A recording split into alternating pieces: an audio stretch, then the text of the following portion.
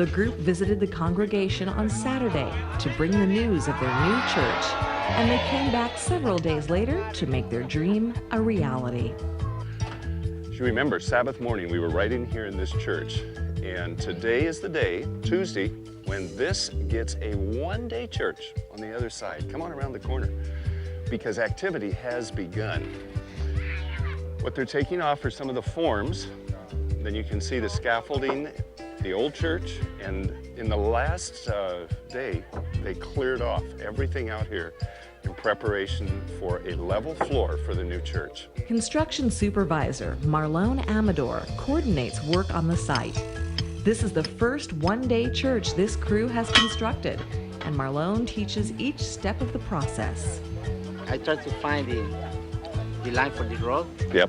And then try to find the line for the land. Mm-hmm. And then put it 5 meters in, and then make it the church mark. So you're going to put the four posts, but you're going to do that 5 meters in from the edge of the property. Okay, show me how you do it.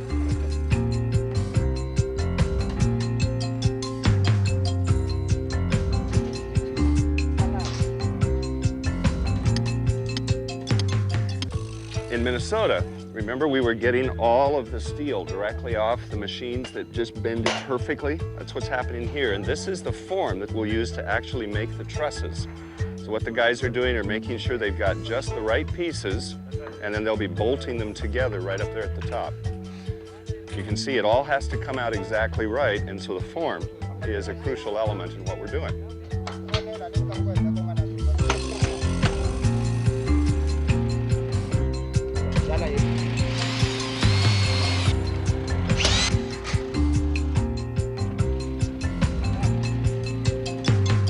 Remember these pieces as they went up the conveyor belt into the container in McTelis's factory there in Minnesota?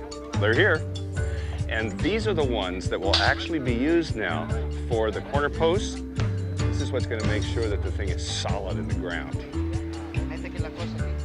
Okay, it's really important that you get the angle right so that it's going straight over towards the other side, the other corner. What is this for? This is for, we put another piece here. You put that inside of the pounder so that nothing happens to the steel when it's pounded. No. Okay, so go ahead.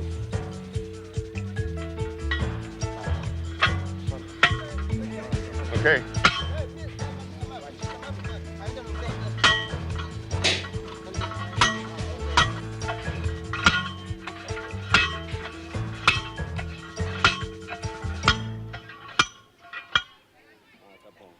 The first stake is in, and the crew quickly works to drive the remaining stakes.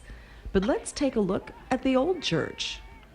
I want to give you a quick tour of the church this congregation is using right now. First of all, I'd like you to look up at the ceiling. As you can tell, it's grass and it would make a great fire.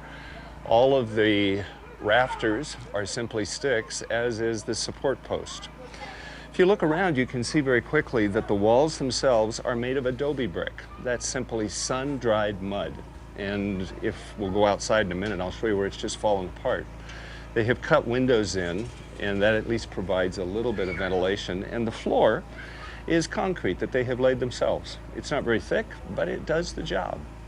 So I asked them, how is your new church going to be different? And they said, oh my, it's just going to be wonderful. We will have a roof. And we will use real red bricks to put up a wall and to make sure there are good windows and 2 good doors. I hope the new doors are just a little taller, but come around, I want to show you what the wall is like. This is adobe brick that has actually had a different color of dirt put on it to give it a little bit of a design. But you can see there are several places I can just put my hands up and pull out chunks. The new one's going to be better. Work steadily progresses on the church. Each upright piece is screwed on and leveled. Then the trusses that were assembled earlier are placed on top. As you can see, the crucial piece here to get the truss in exactly the right spot so they can put the screw in correctly is that little old clamp. That's the one that holds it tight until the screw does the real job. As the day moves on, a crowd assembles to check out the newest building in town. Women observe from under a tree as they watch their pots. But from the moment the trucks pulled into town, children have been bustling around, curious about the activity. It's been really interesting the last few minutes because even the school kids were dismissed from school, which is just 150 yards over here, to bring their notebooks and take notes on what was happening as the new church was being built. And as you can see, we've got one truss sort of up, and the second truss is on its way. A one-day church truly is a one-day church. It can be done in 6 to 8 hours with people who really haven't done one before. Even better, it turns the day into a party. This project turns into a community event, and everyone chips in to help. I want you to notice several things as the very last truss goes up. There are 4 guys with dark blue shirts. Those are Maranatha employees here in Mozambique. All the rest are volunteers from this community and church. This is their place, and they're actively involved.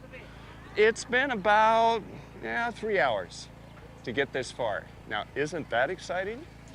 It truly is a one-day church.